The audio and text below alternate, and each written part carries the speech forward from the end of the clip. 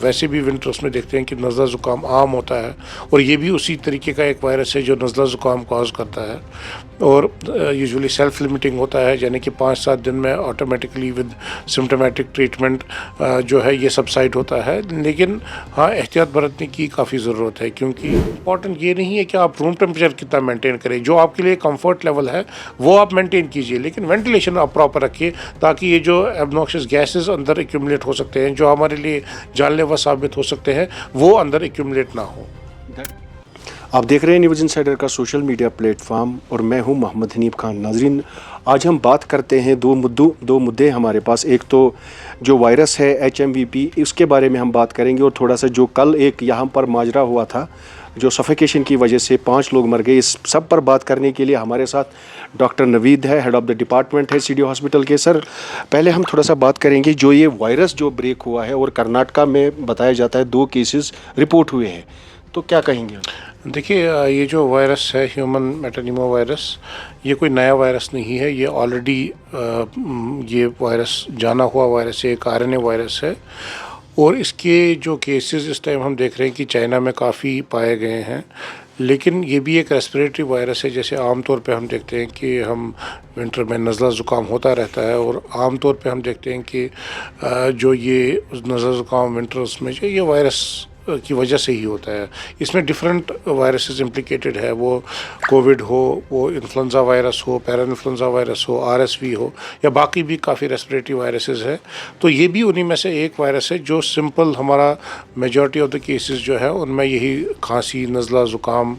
गला ख़राब होना, मेजॉरिटी ऑफ में पेशेंट्स में ऐसे ही सिम्टम्स होते हैं। तो बहुत कम परसेंटेज में ये नीचे लंग्स को इन्वॉल्व कर सकता है, या कुछ परसेंटेजेस में न्यूरोलॉजिकल इन्वॉल्वमेंट करता है, और ज़्यादातर जो सीवियर डिजीज़ में मुबतला होने का ख़तरा रहता है वो ज़्यादातर बच्चों में रहता है जो 5 साल से कम उम्र के होते हैं, या जो एल्डरली हमारे होते हैं more than 65 years of age, जिनका इम्यून सिस्टम जो है वो काफ़ी वीक होता है। तो इसलिए इस पर पैनिक होने की कोई ज़रूरत नहीं है। हम वैसे भी विंटर्स में देखते हैं कि नज़ला ज़ुकाम आम होता है, और ये भी उसी तरीके का एक वायरस है जो नज़ला ज़ुकाम कॉज करता है,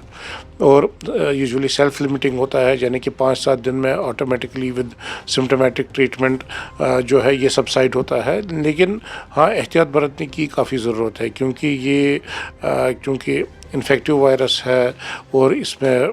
स्प्रेड होने का चांस काफ़ी रहता है, तो हमें एहतियाती तदाबीर लेने की ज़रूरत है, जिसमें हम जो भी हमने कोविड में इक़दाम लिए थे, यानी कि गैदरिंग से अवॉइड करना, सोशल डिस्टेंसिंग मेंटेन करना, या अगर कोई हमारा कोई अफरादी खाना अपर या lower respiratory tract infection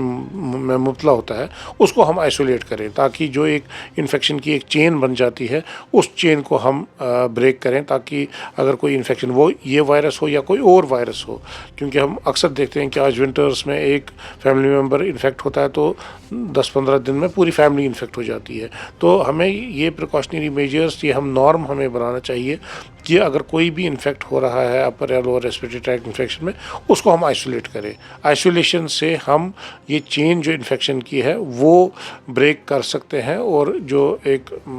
large level पे इन्फेक्शन फैलता है उसको हम रोक सकते हैं। मीन्स अगर इस कशीर पर डॉक्टर साहब कत करो, इस वनो यमन जुकाम आस या यमन तफ आस, तिम गसन, मतलब बिल्कुल, अगर कहीं षास जुकाम, क्या यम सारी वायरस आसान, यम षास कर या पोन त्रावन सम स्प्रेड गसान अख सिंद पे, इसलिए अगर मास्क यूज़ करो या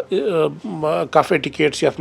पोन पेवान षास स नस्त करो थोप तम वक्त हेको यह इन्फेक्शन यह फहलिया बाकिन मतलब फैमिली मेम्बर्स या क्लोज कंटैक्ट्स में, सो हेको रुकवित, तो बाकी दोद यह सह 5-7 दोहन में ऑटोमेटिकली पाने खत्म गसान। आपका कहना है कि जो बताया जाता है कि ये आउटब्रेक है, जिस तरीके से कोविड था, बड़ा टेंशन ग्रिप हुआ था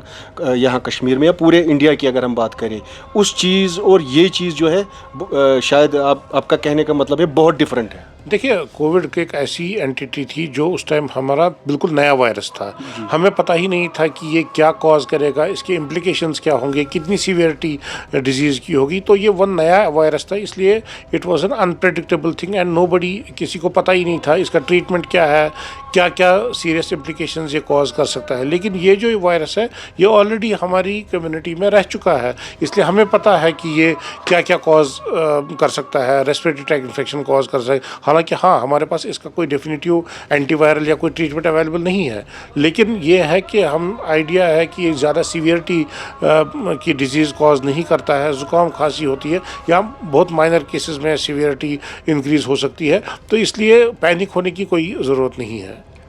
तो सर मेरा एक और आखिरी सवाल रहेगा। कल पातशाही बाग में आपने सुना होगा पांद्रेठन एरिया में 5 लोग जो है सफोकेशन की वजह से उनकी जान चली गई। तो इस लिहाज में थोड़ा सा बता दीजिए कि क्या टेम्परेचर, रूम टेम्परेचर होना चाहिए, सोने के वक्त क्या होना, इस बारे में से थोड़ा सा बता दीजिए ताकि लोग जो है अवेयर हो जाए। देखिए, ये जो है हमारा विंटर की आमद जब होती है तो टेम्परेचर डेफिनेटली डाउन होता है और लोग डिफरेंट इलेक्ट्रिकल या कोई भी अप्लाइंसेस का इस्तेमाल करते हैं अपने आप को गर्म रखने के लिए। तो ये बहुत ज़रूरी है, हमारी हेल्थ के लिए भी इम्पॉर्टेंट है। लेकिन हाँ, अगर आपको रूम की वेंटिलेशन आप प्रॉपरली रखें तो ये एब्सोल्युटली सेफ़ है, क्योंकि हम विंटर्स में देखते हैं कि सब फैमिली मेम्बर्स एक ही कमरे में रहते हैं, हम बुखारी जलाते हैं या कांगड़ी होती है या गैस हीटर्स होते हैं, तो लेकिन हम पूरे दरवाजे खिड़की बंद कर देते हैं, पॉलीथीन ऊपर से लगा देते हैं, जिसकी वजह से जो प्रॉपर वेंटिलेशन होती है वो नहीं रहती है, जिसकी वजह से हमारी ऑक्सीजन कॉन्सेंट्रेशन जो है वो कमरे में कम हो जाती है। जो डेंजरस गैसेस हैं, जिसमें कार्बन मोनोऑक्साइड सबसे ज़्यादा डेंजरस है, वो एक्यूमुलेट हो जाता है, जिसकी वजह से हमारे बॉडी पे जो पॉइजनिंग होने का खतरा रहता है, यानी कि पहले वो इनहेल होता है, उसकी वो ऑक्सीजन की जगह ले लेता है, जिसकी वजह से हमें हेडेक, डिजीनेस या बेहोशी का आलम पैदा होता है। और अक्सर हम देखते हैं कि ड्यूरिंग नाइट टाइम जब सब लोग सोए हुए होते हैं तो ये खुदा न खास्ता जानलेवा साबित हो सकता है during specially during night time. तो कोशिश हमें यही रहनी चाहिए कि हम, नो डाउट ये मजबूरी है ये चीज़ें यूज़ करना, लेकिन एक तो सेफ्टी ऑफ अप्लाइंसेस वो चेक करें कि ये कितनी सेफ़ है और प्रॉपर प्रोसीजर में वो यूज़ करें, यानी कि रूम की वेंटिलेशन प्रॉपर होनी चाहिए ताकि ये गैसेस जो है ये हमारे लिए जानलेवा ना साबित हों। यानी कि खिड़की आप खुली रखें या कोई दरवाज़ा खुला रखें जहाँ से फ्रेश ऑक्सीजन अंदर आए, कार्बन मोनोऑक्साइड वगैरह जो कि ये गैसेस है ये बाहर निकले। और कोशिश यही रहनी चाहिए कि ड्यूरिंग नाइट टाइम हम ये अप्लाइंसेस यूज़ ना करें, क्योंकि नाइट टाइम में सब सोए रहते हैं और खुदा न खास्ता हम देखते हैं कि यही ये गैसेस या ये अप्लाइंसेस जो है ये जानलेवा साबित होते हैं। तो आखिर में मैं ये जानना चाहता हूँ कि जो इस वक्त ठंड होती है, जब प्रेगनेंसी होती है, उस वक्त जब छोटा सा बेबी होता है, और या हम ये भी देखते हैं आजकल से वुचान अड़ रूम हीटर बनान बेबीस मज या बिस्तरस मज बनान, तो उस वक्त जो है कितना रूम टेम्परेचर मेंटेन करना चाहिए? देखिए, रूम टेम्परेचर तो जितना भी एक इंसान के लिए कंफर्टेबल होगा उतना रूम टेम्परेचर आप मेंटेन कीजिए, लेकिन वेंटिलेशन ज़्यादा इम्पॉर्टेंट है। देखिए, अगर आप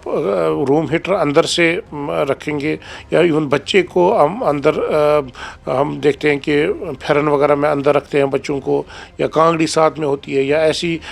उसमें वैसे ही ऑक्सीजन की कमी हो जाती है। इसलिए इम्पॉर्टेंट ये नहीं है कि आप रूम टेम्परेचर कितना मेंटेन करें, जो आपके लिए कंफर्ट लेवल है वो आप मेंटेन कीजिए, लेकिन वेंटिलेशन आप प्रॉपर रखिए ताकि ये जो एब्नॉक्शियस गैसेस अंदर एक्यूमुलेट हो सकते हैं, जो हमारे लिए जानलेवा साबित हो सकते हैं, वो अंदर एक्यूमुलेट ना हो। दैट मीन्स कि वेंटिलेशन पर हमें ज़्यादा गौर देना। वेंटिलेशन ज़्यादा इंपॉर्टेंट है, ना कि रूम टेम्परेचर। रूम टेम्परेचर जितना आपका कंफर्टेबल है आपके लिए आप उतना एडजस्ट कीजिए, लेकिन जो जानलेवा साबित हो सकते हैं वो ये एब्नॉक्शियस गैसेस है, उसकी एक्यूमुलेशन नहीं होनी चाहिए, जिसके लिए हमें वेंटिलेशन बहुत ज़्यादा इंपॉर्टेंट है। ये थे डॉक्टर नवीद हमारे पास, जिनका ये कहना है कि रूम हीटर्स या जो हम गैजेट्स यूज़ करते हैं इलेक्ट्रॉनिक, उनको ज़रूरी है यूज़ करना, क्योंकि ठंड है। आज जब ठंड है तो इसी वजह से हम ये अप्लायंसेस जो है यूज़ करते हैं, लेकिन वेंटिलेशन पे खासा ध्यान देना ज़रूरी है। आने वाले अपडेट्स के लिए आप देखते रहिए न्यूज़ इनसाइडर 24/7।